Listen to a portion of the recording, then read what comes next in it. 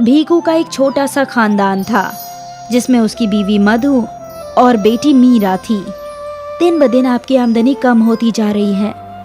आपको ये चाट का कारोबार छोड़कर कोई मुलाजमत करनी चाहिए।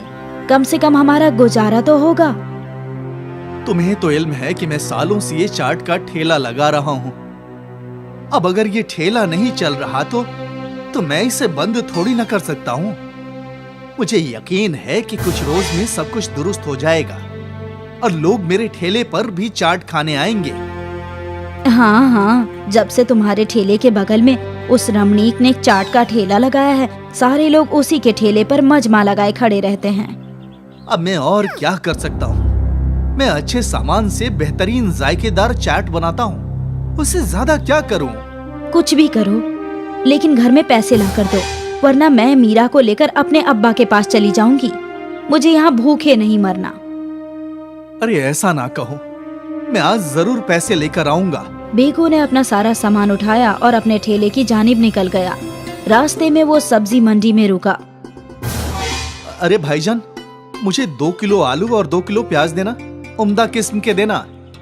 अरे भाई, तुम्हारा तो चाट का ठेला है ना, तो उम्दा आलू और प्याज क्यों खरीदते हो?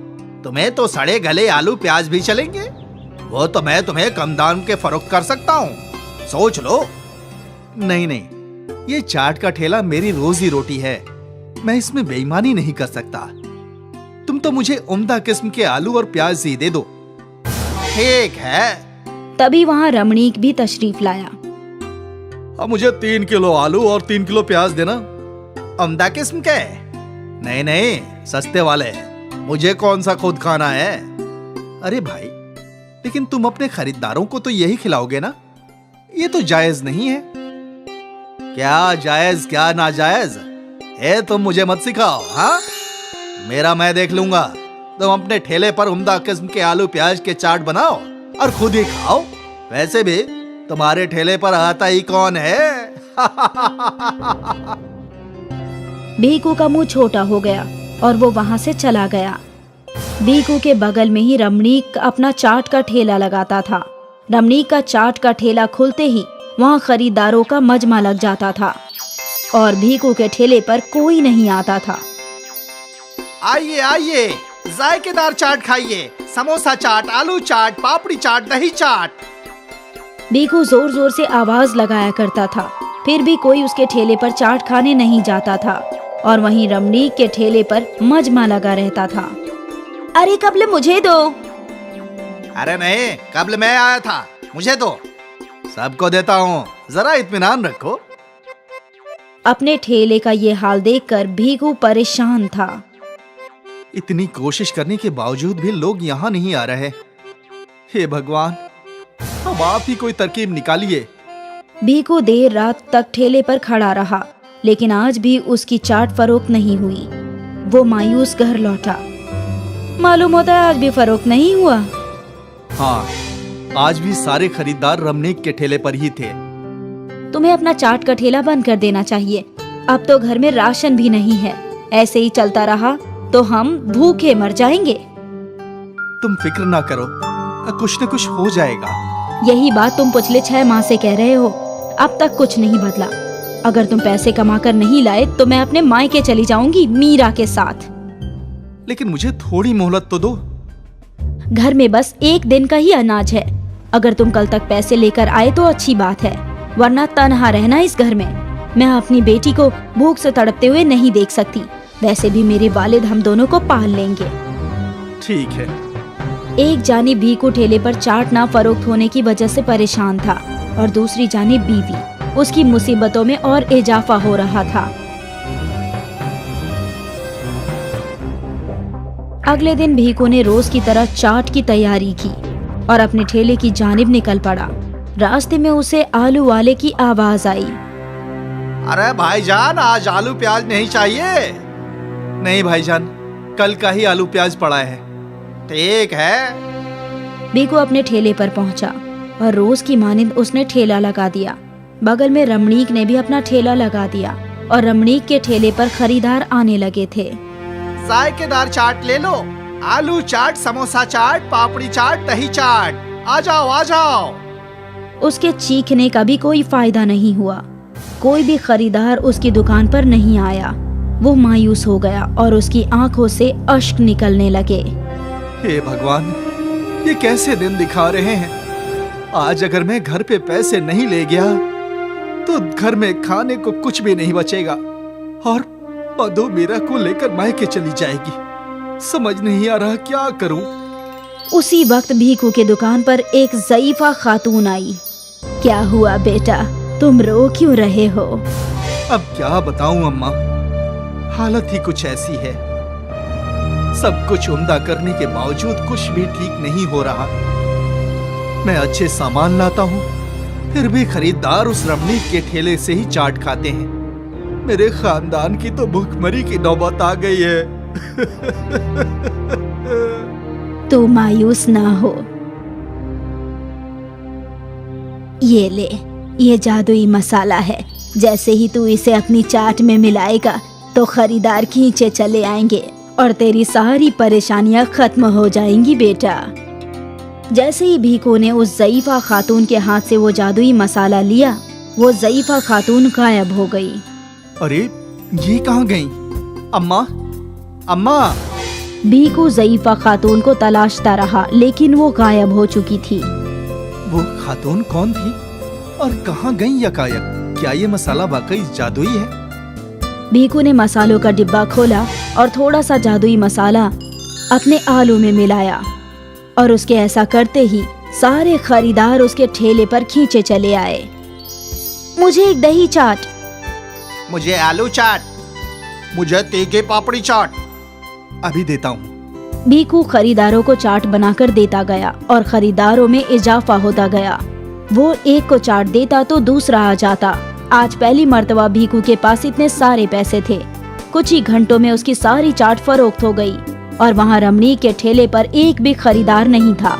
रमणीक गुस्से से भीखू की जानिब देख रहा था। भीखू ने अपना ठेला बंद किया और अपने घर लौट गया।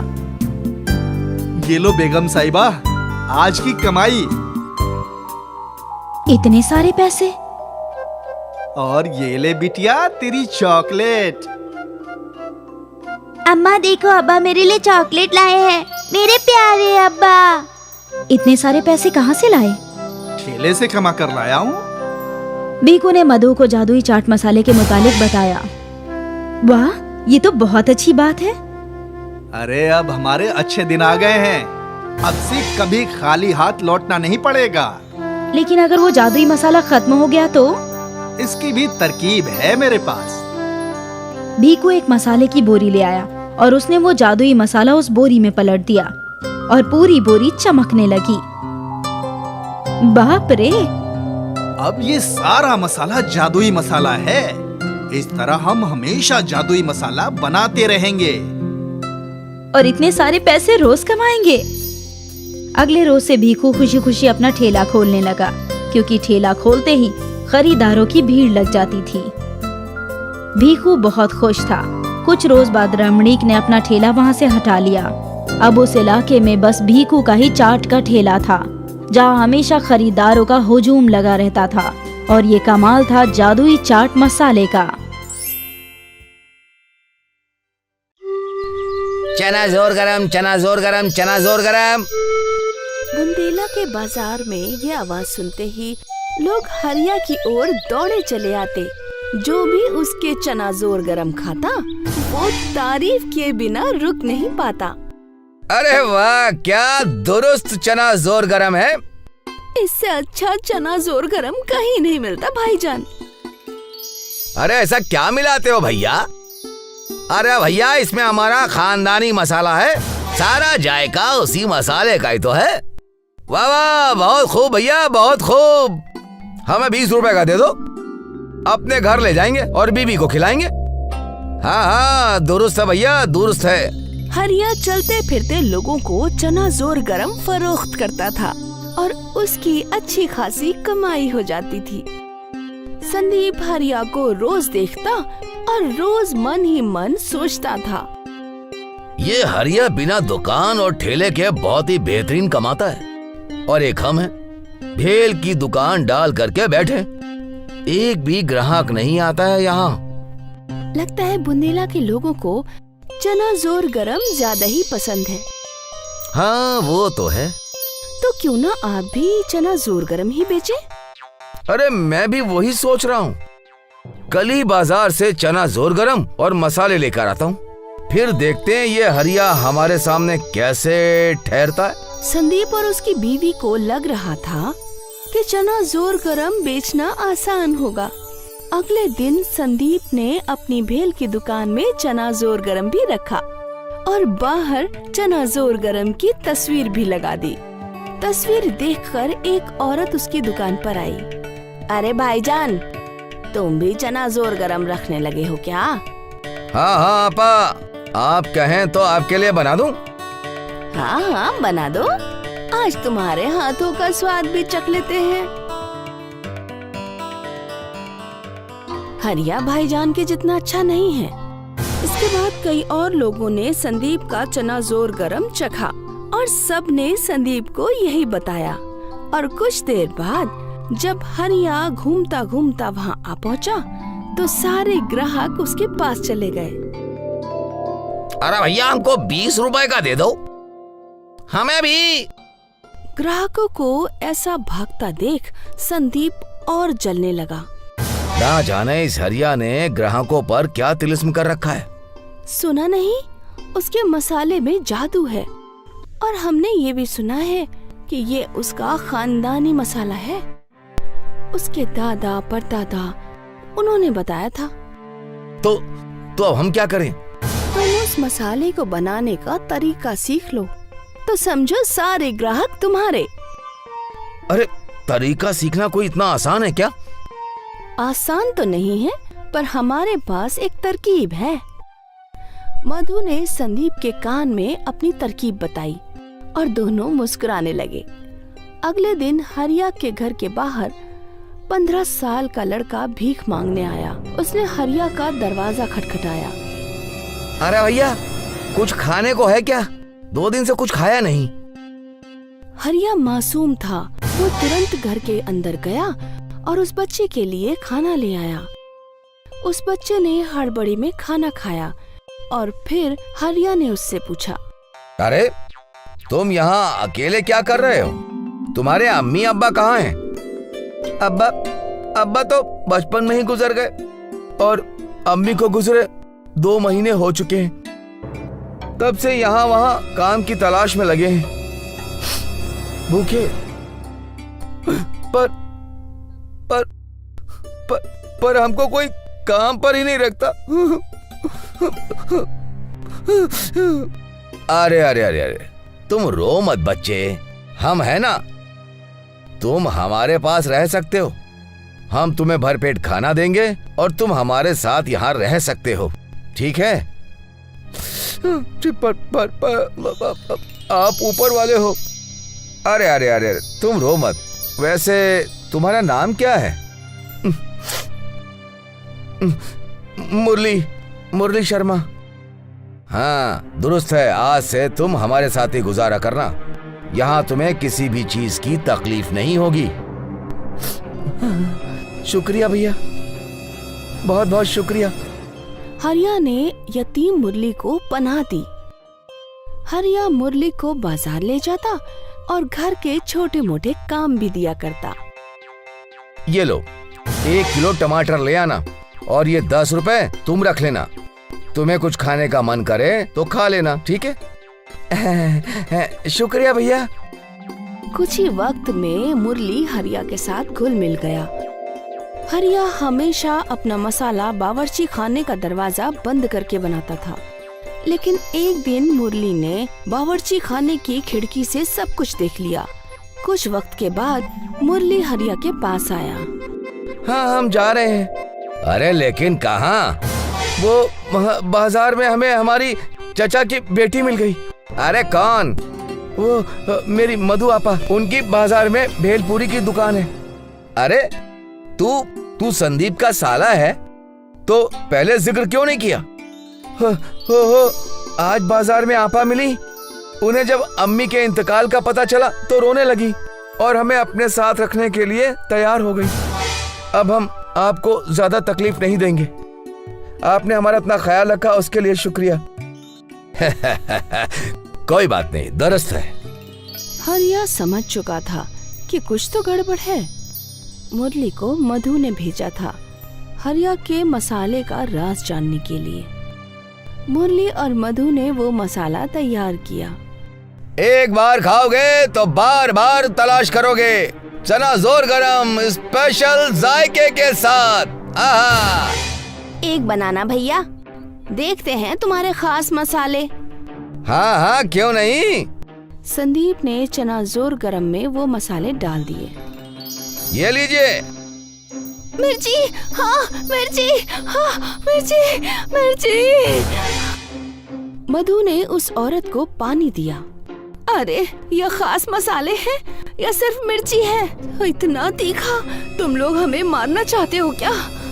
वो औरत संदीप और मधु को खरी खोटी सुनाकर चली गई। संदीप और मधु मुरली की ओर देखने लगे। लेकिन हमने तो सब कुछ सही डाला था। तभी वहाँ हरिया आया। बच्चे, तुमने सब कुछ यकीनन सही किया। हमने तुमको गलत दिखाया। हमें पहले ही यकीन हो गया था कि कुछ तो गड़बड़ है, क्योंकि तुम्हारा बदन इतना मजबूत था। भला कोई गरीब इतना तंदुरुस्त कैसे हो सकता है? हा? अरे संदीप, तुमको हमारे मसालों का राज जानना था ना, वो तो हम तुमको नहीं बताएंगे। पर हरिया समझदार था, उसने अपना राज ही रखा। महाराष्ट्र के एक जिले में महेंद्र मिसल पाव बेचा करता था। वैसे तो महेंद्र पढ़ा लिखा था, पर नौकरी ना मिलने के कारण धंधा करना उसे अच्छा लगा। महेंद्र की पत्नी मोना महेंद्र का पूरा साथ दिया करती थी। हमेशा उसके धंधे में हाथ बटाया करती थी और घर की देखभाल भी करती। महेंद्र और मोना हर सुबह मिसल पाव की दुकान खोलते और पूरे दिन दुकान चलाकर उसे बंद कर कर शाम को घर चले जाते। शहर में होने के कारण कई और दुकानें भी थीं और ज्यादातर मिसल पाव की दुकानें थीं। आज एक मिसल की दुकान और खुल गई। मत्तू हलवाई ने अपने हलवाई का काम छोड़कर मिसल पाव बेचना शुरू कर दिया। ये बात तो मैंने भी देखी। हर दिन दुकानें बढ़ती जा रही हैं और फायदा कम होता जा रहा है। कुछ तो सोचना होगा हमें। कुछ और नहीं, हमें कई और तरीके और वैरायटी के मिसल बनाकर बेचने होंगे ताकि हमारा बिजनेस और चल सके और हमें बहुत फायदा हो। उसी जगह प्रभास शहर से अपनी पढ़ाई पूरी करके आया हुआ था। प्रभास महेंद्र का बचपन का दोस्त था जो पढ़ने के लिए विदेश चला गया था। प्रभास शहर में आते ही महेंद्र की दुकान पर गया। अरे प्रभास भाई, कैसे हो तुम? कब आए अमेरिका से? मैंने तुम्हें कितने मैसेज किए, कॉल भी किए, किसी चीज का जवाब नहीं देते थे तुम। क्या बात है? अरे महेंद्र भाई, अभी हफ्ते भर पहले ही आया। सारे दोस्तों से मिल रहा था तो सोचा तुमसे भी मिलता चलूं। फिर पता चला कि तुम तंगी से गुजर रहे हो तो सोचा कि तुमसे मुलाकात करता जाऊं। बेफिक्र रहो, अब मैं हफ्ते 2 हफ्ते तुम्हारे साथ ही रहूंगा। चलिए, ये बेहद अच्छा है। आपके बारे में ये खूब तारीफें किया करते हैं। महेंद्र प्रताप से अपनी सारी मुसीबतें बताता है। कई सारी मिसल की दुकानें देखकर प्रभास कहता है, तुम्हें अब अपने मिसल के मसाले पर ध्यान देना होगा। जितना लजीज तुम मसाला बनाओगे उतना ही धंधा तुम्हारा अच्छा चलेगा। तुम ऐसा क्यों नहीं करते? वैरायटी के मसाले बेचा करो। वैरायटी के मसाले, इसका मतलब? तरह तरह के मिसल, जैसे मटका मसाला मिसल, खारी मसाला मिसल और कई तरह के। मटका मसाला मिसल तो हमारे पास ही बिकती है, ग्राहकों की भीड़ लगी रहती है उनके पास। तो तुम खाई मसाला खोल दो, इससे तुम्हारा काम और आसान हो जाएगा। इसमें तुम्हें सुबह चाय वाली खारी लानी है, अच्छा सा फ्राई करना है, उसके ऊपर सारे मिसल के मसाले डालने हैं और खारी मिसल पाव तैयार। महेंद्र प्रभास की बातें समझ चुका था, बस उसे पैसों की दिक्कत थी। नया खर्चा करने के लिए उसका जी सहम सा गया था और ये बात प्रभास पहले से जानता था। हम जरूर ऐसा ही करेंगे, लेकिन कुछ दिनों बाद, क्योंकि इतने पैसे लगाना फिलहाल हमारी बस की बात नहीं है। मैं ये चीज पहले से जानता था कि तुम्हारे पास पैसे नहीं है। तुझे याद है एक लड़की हमारे साथ पढ़ा करती थी, रिधिमा? रिधिमा, हाँ याद है, जिसके पापा की डेयरी की दुकान थी, वही ना, जहाँ से हम लस्सी पिया करते थे। हाँ वही, इसी शहर से थोड़ी दूर पर उसने अपनी खारी और बिस्किट्स की दुकान खोली है। जैसे ही सारे वर्कर्स काम करते हैं, हम वहाँ जाकर खारी का सामान ला सकते हैं। प्रभास और महेंद्र दोनों ही रिधिमा की दुकान के पास जाते हैं। रिधिमा से मिलते ही महेंद्र और प्रभास अपनी बातें उसे बताते हैं। वो महेंद्र की मदद करने के लिए तुरंत ही तैयार हो जाती है। मैं मान तो जाऊंगी, लेकिन एक शर्त पर। जहाँ तुम्हारी दुकान है वहाँ मत खोलो। इस जगह पर बहुत सारे फैक्ट्रीज और बहुत सारे मिल्स हैं। अपना बिजनेस यहाँ करो, देखना फायदा ही फायदा होगा। मैं कोशिश करूंगा, लेकिन यहाँ आकर नई शुरुआत करनी होगी। जिंदगी का बड़ा फैसला होगा। मैं मोना से बात करूंगा और पूरी कोशिश करूंगा। रिधिमा और प्रभास की बात सुनकर महेंद्र अपनी पत्नी से जाकर सारी बातें करता है। तब तक महेंद्र का दोस्त प्रभास फिर से अमेरिका लौट चुका होता है। अगर हमें वहाँ जाकर धंधा करना है तो पैसों की जरूरत होगी। नई जगह लेकर रहना होगा। आप बेफिक्र रहिए जी, मैं अपना मंगलसूत्र गिरवी रख दूंगी और हम वहाँ जाकर खारी मसाला फ्राई बेचेंगे। और उसके बाद जब हमें फायदा होगा तो उन्हीं पैसों से आप मेरा मंगलसूत्र छुड़वा देना। मोना जाकर अपना मंगलसूत्र सोनार के पास गिरवी रख देती है और उन्हीं पैसों से महेंद्र और मोना फैक्ट्री के पास अपनी नई खारी मसाला फ्राई की दुकान खोल लेते हैं। महेंद्र और मोना की खारी मसाला फ्राई की दुकान खुलते ही सारी फैक्ट्री और मील के मजदूर वहीं आने लगे और मुनाफा भी होने लगा। कुछ महीने बीत गए थे। पूरे शहर में चर्चा थी। दूर दूर से लोग खारी मसाला फ्राई खाने आने लगे, क्योंकि सस्ता और लजीज होने के कारण महेंद्र साफ सफाई से काम करता था। ये देखकर लोग और खुश होते। कुछ फूड व्लॉगर्स आकर खारी मसाला फ्राई का वीडियो निकालकर उसको वायरल करने लगे। देखते ही देखते महाराष्ट्र में बहुत मशहूर हो गया खारी मसाला फ्राई। अरे मोहतरमा देखो, मैं तुम्हारे लिए क्या लाया हूँ। क्या? ऐसा क्या ला दिया?